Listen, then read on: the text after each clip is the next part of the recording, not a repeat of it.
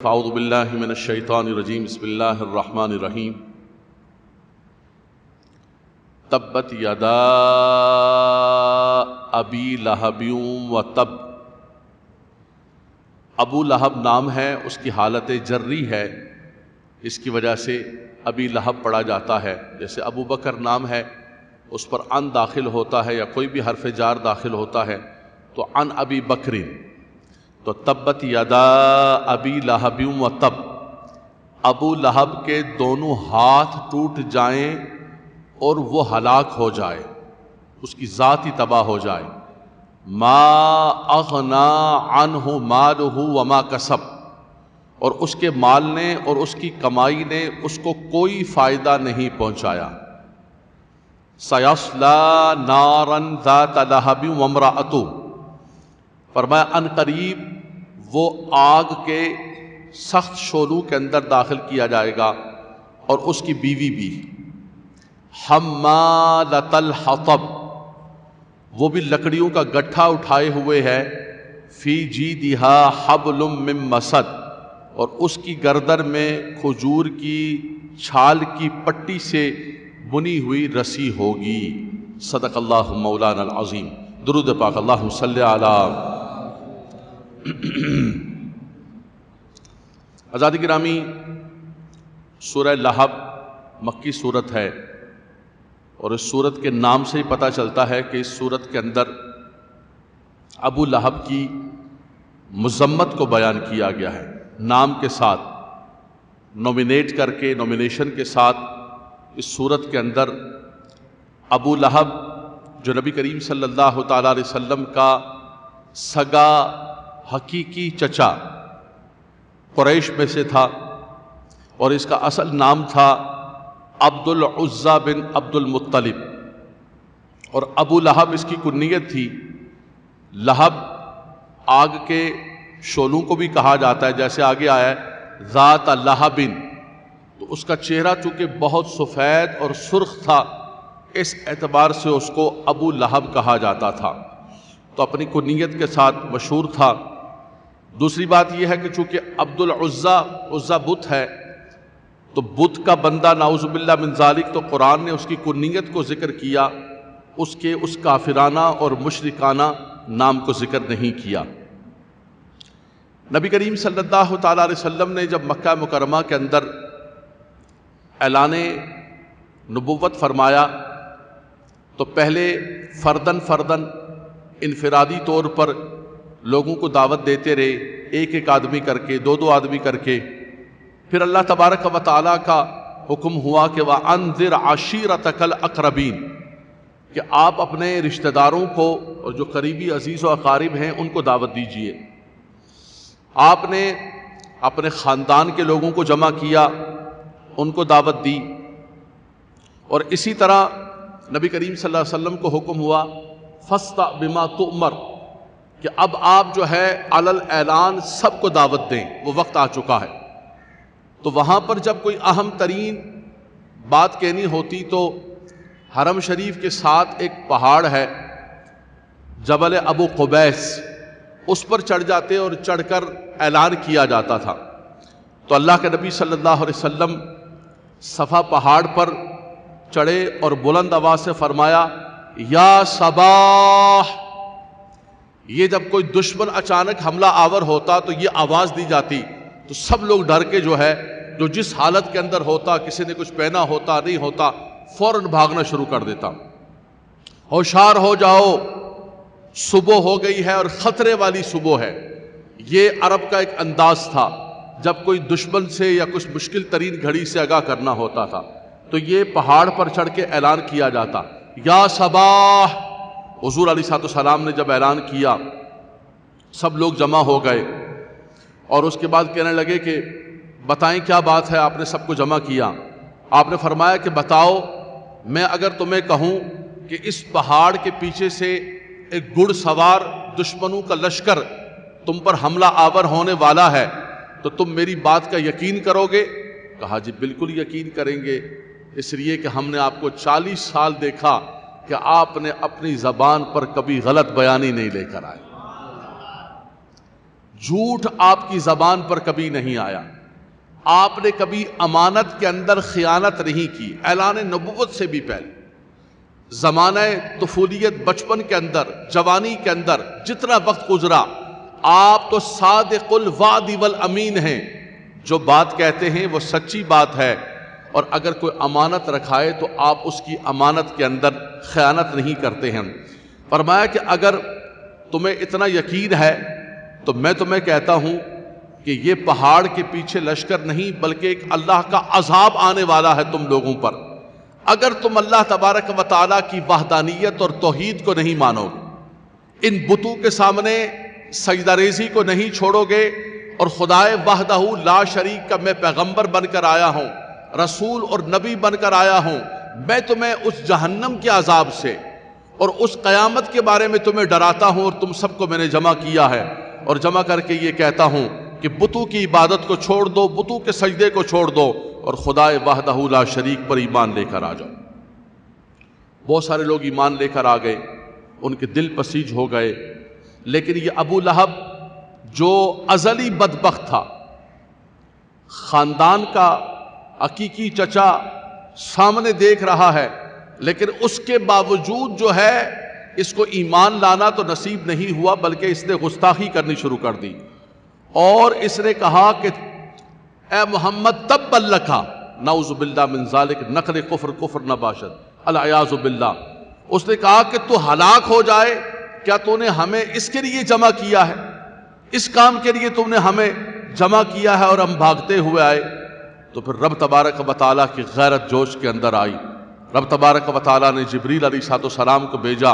اور فوراً یہ صورت نازل ہوئی، فرمایا ہلاک وہ نہیں بلکہ ہلاکت تیرے مقدر کے اندر لکھ دی گئی۔ تبت یدا ابی لہب و تب، فرمایا ابو لہب کے دونوں ہاتھ ٹوٹ جائیں اور وہ ہلاک ہو گیا۔ فرمایا جو اس طرح کی بات ہمارے محبوب علیہ السلام کے لیے کرتا ہے اس کے لیے بدبختی ہے اور بد نصیبی ہے۔ اور وہ کہتا ہے کہ میرے پاس مال ہے، میں سردار ہوں، اس کے پاس ایک عہدہ تھا، حرم شریف کا یہ وزیر خزانہ تھا، خزانچی تھا، اگرچہ وزیر خزانہ ہونے کے ساتھ ساتھ ہمارے والے وزیر خزانوں والا کام کیا، 2 سونے کے کڑے اس نے بھی چرا لیے تھے، چرا کے لے گیا تھا، تو وہی وزارت خزانہ اس نے بھی چلائی، لیکن اس کے پاس ایک عہدہ تھا، منصب تھا، قریش تھا جن کے پاس جو ہے وہ حرم کی خدمت تھی، تو یہ سمجھتا تھا کہ میرے پاس مال ہے، میرے پاس سرداری ہے، میرے بیٹے ہیں۔ اس کے 2 بیٹے تھے، ایک کا نام عتبہ تھا اور ایک کا نام عتیبہ تھا۔ نبی کریم صلی اللہ تعالیٰ علیہ وسلم کی دونوں بیٹیوں کا رشتہ جو ہے یہ حضور علیہ السلام کے اس حقیقی چچا کے بچوں کے ساتھ ہوا تھا۔ تو جب یہ قرآن کی آیت مذمت کے اندر نازل ہوئی تو اس نے اپنے بیٹوں کو بلایا اور بیٹوں کو بلا کر کہا کہ محمد کی دونوں بیٹیوں کو جو ہے وہ طلاق دے دو، میں کسی صورت کے اندر نہیں رکھنا چاہتا۔ تو حضرت ام کلثوم اور حضرت ام رقیہ ان دونوں کو اس کے بیٹوں نے، عتبہ نے اور عتیبہ نے جو ہے طلاق دے دی۔ ایک بیٹی کا رخصتی ہو چکی تھی، ایک کی رخصتی نہیں ہوئی۔ اللہ کے نبی صلی اللہ علیہ وسلم سے پھر اس دن سے اس نے دشمنی کرنی شروع کر دی۔ خود بھی یہ خوبصورت تھا، اس کی بیوی جو ہے ام جبیر وہ بھی خوبصورت تھی، لیکن دونوں کا یہ کام تھا کہ دونوں نبی کریم صلی اللہ تعالیٰ علیہ وسلم کو ہمہ وقت اذیت دیتے تھے، تکلیف دیتے تھے۔ وہ ایک مالدار خاتون تھی لیکن اپنے ہاتھوں سے کانٹے اٹھا اٹھا کر حضور کے راستے کے اندر ڈالتی تھی۔ قرآن مجید فرقان حمید نے اس کی بھی مذمت بیان فرمائی، فرمایا یہ خود بھی جہنم کے اندر داخل ہوگا اور اس کی یہ بیوی سیصلا نارن ذات لہب وامرأۃ، امرأۃ کہتے عورت کو، کہا کہ اس کی یہ بیوی بھی جہنم کے اندر داخل ہوگی، جہنم کی آگ میں داخل ہوگی۔ حمالۃ الحطب، حمالۃ اٹھانے والی، کہا یہ لکڑیوں کو اٹھانے والی، یہ جو لکڑیاں اٹھا کر راستے کے اندر ڈالتی ہے، ایک مراد یہ ہے۔ دوسرا مراد یہ ہے کہ حضور علیہ السلام کی دشمنی کے اندر اپنے لیے یہ جہنم کا ایندھن جمع کر رہی ہے۔ یہ حضور سے عداوت اور بغض اپنے شوہر کے ساتھ اور اپنے بچوں کے ساتھ اور سارے خاندان کے ساتھ رکھ کر جو ہے وہ اپنے لیے تباہی اور بربادی جمع کر رہی ہے۔ اور پھر ایسا ہی ہوا کہ ایک مرتبہ وہ لکڑیاں حضور علیہ السلام کے راستے کے اندر ڈال رہی تھی، اللہ کے فرشتے آئے جن لکڑیوں کو وہ کھینچ کے لا رہی تھی اسی کی جو رسی تھی، اس کی جو کھجور کی چھال کی رسی تھی، فرشتوں نے اسی کی گردن کے ساتھ اس کو دبوچا اور وہیں راستے کے اندر یہ مر جاتی ہے اور واصل جہنم اور تباہ و برباد ہوتی ہے۔ ابو لہب بدر کے بعد، بدر میں یہ خود نہیں جاتا ہے، ابو جہل جاتا ہے لیکن یہ نہیں جاتا ہے، یہ کہتا ہے کہ مجھے خطرات ہیں، میں نہیں جاتا ہوں۔ اس کو یہاں پر بدر کے بعد اس کو ایک کالا دانہ ہو گیا اور ایک طاعون کی بیماری اس کو لگ گئی، اتنی لگ گئی طاعون کی بیماری، اللہ تبارک و تعالیٰ محفوظ فرمائے، خدا ہماری نسلوں کو بھی گستاخی رسول سے محفوظ فرمائے۔ یہ ایک ایسا جرم ہے کہ رب تبارک و تعالیٰ اسے بالکل دنیا کے اندر بھی تباہ و برباد کر دیتا۔ رب تبارک و تعالیٰ دنیا کے اندر بھی، آپ نے دیکھا نا وہ ایک ظالم رسول اللہ صلی اللہ علیہ وسلم کی گستاخی کرنے والا، اس کو دنیا کے اندر بھی آگ کے شعلوں نے پکڑ لیا اور آگ جو ہے بچاتے رہے، وہ چیختا رہا، لیکن آگ اچانک اس کی گاڑی کو لگی اور دنیا کے اندر بھی، تو یہاں بھی آگ، سیصلیٰ نارا ذات لہب وامرأۃ، آخرت کے اندر بھی آگ۔ تو اس کو ایک کالا دانہ ہو گیا، طاعون ہو گیا، اور اس کی وجہ سے اس کے جسم سے بدبو آنے لگی، اس کے جسم کے اندر جو ہے پھوڑ پڑ گئے، لوگوں نے اس کو بالکل الگ تھلگ کر دیا، متعدی مرض ہونے کی وجہ سے لوگ اس کے قریب نہیں آتے تھے، یہاں تک کہ وہیں تڑپتا تڑپتا یہ مر گیا اور اس کی لاش کئی دن پڑی رہی، کو اٹھانے کے لیے تیار نہیں تھی۔ جو قریش میں سے قریشی ہونے کے باوجود اور حرم کے متولیان کے اندر اور حرم کے خزانے کا وزارت ہونے کے باوجود وہ جو ہے تباہ و برباد ہوا اور غرق ہو کر رب تبارک و تعالیٰ نے ذلیل و خوار کر کے اس کو دنیا کے اندر بھی اور آخرت کے اندر بھی رب تبارک و تعالیٰ نے۔ تو کسی کی شرافت، خاندانی شرافت کہ میرا اس قبیلے سے تعلق ہے، میرا اس خاندان سے تعلق ہے، ہم اس خاندان سے تعلق ہیں، کوئی شرافت خاندانی نہیں ہے۔ قریش سے بڑھ کر عرب کے اندر کون سا قبیلہ تھا؟ فرمایا شرافت یہی ہے، مہذب یہی ہے، اکرم و محترم وہی ہے جو اللہ کی وحدانیت کو مانے گا اور ہمارے محبوب کی غلامی کو قبول کرے گا۔ ورنہ کسی کی خاندانی شرافت یا کسی کا رشتہ دار ہونا یا کسی کا تعلق دار ہونا اس کی تعلق داری کو، رشتہ داری کو کسی صورت کے اندر نہیں بچا سکتا ہے جب تک وہ رب تبارک و تعالیٰ کی وحدانیت اور آقا دو جہاں صلی اللہ تعالیٰ علیہ وسلم کی غلامی کے اندر نہ آئے۔ اسی طرح حضور علیہ السلام سے بغض و عداوت رکھنے کی وجہ سے رب تبارک و تعالیٰ نے اس دنیا کے اندر بھی اس کو ذلیل کیا اور آخرت کے اندر بھی اس کو ذلیل کیا۔ اس کے بیٹے نے حضرت ام کلثوم رضی اللہ تعالی عنہا کو طلاق دی عتیبہ نے، اور نبی کریم صلی اللہ علیہ وسلم کی بارگاہ کے اندر آ کر بڑی کفریہ کلمات کہے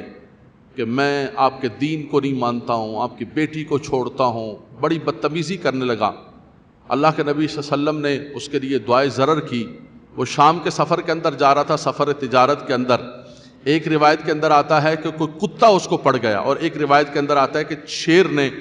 حالانکہ کئی محافظین اس کے ساتھ تھے، اس کو راستے کے اندر چیڑ پھاڑ کے رکھ دیا۔ اس کی نسل بھی تباہ ہو گئی، اس کے بیٹے بھی تباہ ہو گئے، اس کی بیوی بھی تباہ ہو گئی، اور کہا کہ تم کہتے ہو کہ میرا مال مجھے فائدہ دے گا، ما اغنا عنہ مالہ وما کسب، فرمایا نہ تمہارا مال تجھے بچا سکے گا، نہ تمہارا کسب، تمہاری کمائی تمہیں بچا سکے گی۔ اگر بچانے والی ذات ہے، اگر کوئی جائے پناہ ہے تو وہ اللہ کی ذات ہے اور اللہ کے محبوب کا دامان رحمت ہے۔ ورنہ سارے کے سارے مال اور ساری کی ساری سرداریاں اور ساری کی ساری طاقتیں جو ہے وہ یہیں پر رہ جاتی ہیں۔ حضرات گرامی، پیغام یہی ہمیں ملتا ہے، ایک تو اللہ تبارک و تعالیٰ محفوظ فرمائے، اللہ محفوظ فرمائے، اللہ ہماری نسلوں کو، ہمارے بچوں کو، ہمارے بچوں کے بچوں کو، بچوں کے بچوں کو کوئی گستاخ رسول پیدا نہ کرے۔ رب تبارک و تعالیٰ ایسوں کی نام و نشان کو بٹا کے رکھ دیتا ہے، اور بحمد اللہ تبارک و تعالیٰ، بحمد اللہ تبارک و تعالیٰ، بچوں سے میں ایک بات کہتا ہوں کہ آپ اللہ کا شکر ادا کیجئے۔ دنیا کے اندر مختلف تھاٹ آف سکولز ہیں، مختلف مسالک ہیں، مختلف نام لینے والے ہیں، کسی نے قرآن اٹھایا ہوا ہے، اپنے آپ کو اہل قرآن کہتے ہیں، کسی نے حدیث اٹھائی ہوئی ہے اپنے آپ کو صاحبان حدیث اور اہل حدیث کہتے ہیں، کوئی کسی نے محبت اہل بیت کا پرچم اٹھایا ہوا ہے، کسی نے محبت صحابہ کا پرچم اٹھایا ہوا ہے، مختلف ٹائٹلز ہیں، مختلف عنوان ہیں، لیکن کوئی کسی چیز کی گستاخی کر رہا ہے، کوئی کسی چیز کی گستاخی کر رہا ہے، کوئی صحابہ کرام کی محبت کا علم بلند کر کے آل بیت رسول سے بغض رکھا ہوا ہے اور ناسبی اور خارجی بن گیا، تباہ و برباد ہو گیا، اور کوئی آل بیت اطہار کے محبت کا پرچم بلند کر کے حضور کے صحابہ سے بغض و عداوت رکھ کے جو ہے وہ رافضی بن گیا، تباہ و برباد ہو گیا۔ بحمد اللہ تبارک و تعالی یہ اہل سنت ہیں جو حضور کے اصحاب سے بھی محبت کرتے ہیں، حضور کی آل سے بھی محبت کرتے ہیں، حضور علیہ السلام کی ازواج مطہرات کی بھی تکریم کرتے ہیں، اولیاء کرام کو بھی مانتے ہیں، قرآن کو بھی مانتے ہیں، رسول اللہ کی حدیث کو بھی مانتے ہیں۔ خدا کی قسم اس پر فخر کرنا چاہیے کہ ہمارے ہاں کسی کی بے ادبی ہے ہی نہیں ہے، بے ادبی اور گستاخی کا کوئی نام نشان نہیں ہے کہ ایک کا نام لو اور دوسرے کی بے ادبی شروع کر دو، ایک کا پرچم اٹھاؤ میں نوکر صحابہ دا پیچھے لگایا ہوا ہے گاڑی پر، اور بغض بھرا ہوا ہے رسول اللہ صلی اللہ علیہ وسلم کی آل سے، رب تبارک و تعالیٰ ان کو تباہ و برباد کرے۔ اور جو حضور کی آل کا نام لے کر محرم کا مہینہ ہے امام حسین کا ذکر کرو اور حضور کے صحابہ پر تان کر رہے ہو، رب تبارک و تعالیٰ ان کو تباہ و برباد کرے۔ تبت یدا ابی لہب وتب ما اغنی عنہ مالہ وما کسب، ان سب ظالموں کا یہی حشر ہوگا۔ اگر کامیاب ہوگا تو جو میرے مصطفیٰ کی ہر نسبت سے پیار کرنے والا ہو۔ دوسرا پیغام یہ ہے، وقت مکمل ہو چکا ہے، دوسرا پیغام یہ ہے کہ ایک بات کو یاد رکھ لیں کہ یہ دنیا، یہ دولت، یہ مال، یہ لشکر، یہ سارے کے سارے جتنے بھی تاریخ اٹھا کر دیکھ لیں، حجاج بن یوسف سے لے کر ان ظالموں، ان ڈکٹیٹروں سے لے کر جنہوں نے ظلم کیا ہے، وہ سمجھتے ہیں کہ آج ہمارے پاس منصب ہے، طاقت ہے، قوت ہے، آج ہم ظلم کریں گے، آج ہمارے پاس اقتدار ہے، آج ہمارے پاس مال ہے۔ رب تعالیٰ فرماتا ہے تلک الایام نداولها بین الناس، ہم چکیاں پھیریں گے اور اس کے بعد اس چکی کے پٹ کے اندر تم بھی آؤ گے۔ آپ سے گزارش یہ ہے کہ میں اور آپ اقتدار پر نہیں ہیں، خدا را اپنے ایمان کی خاطر ان ظالم سیاستدانوں کے پیچھے نہ چلیں، ان کا کچھ پتہ نہیں ہے، دین کو بیچ دیں گے، ملک کو بیچ دیں گے۔ تم ان کے چکر کے اندر جو ہے، ان سیاستدانوں کے چکر کے اندر کبھی بھی اپنے دین کو، اپنے ایمان کو خراب اور تباہ و برباد